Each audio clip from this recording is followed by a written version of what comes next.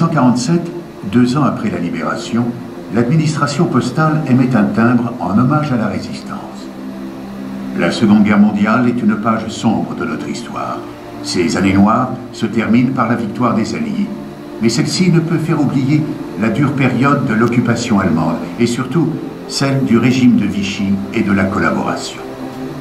La libération est un soulagement, mais avec elle se profile la question du bilan et de la reconstruction. L'image d'une France tout entière résistante doit être nuancée.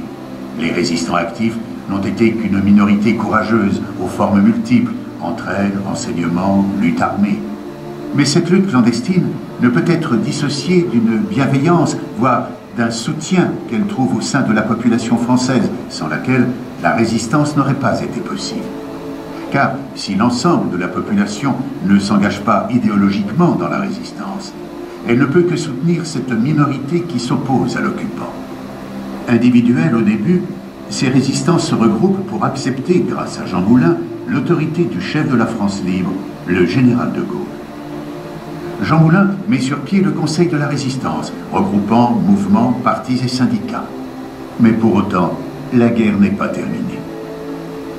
À la Libération, de Gaulle est reconnu à Paris le 26 août 1944 comme le chef légitime d'une France qui n'a cessé de lutter depuis juin 1940.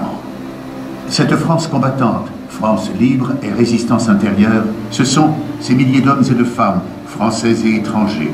Mais c'est aussi l'empire colonial dont les populations ont composé pour beaucoup les rangs de l'armée de la libération.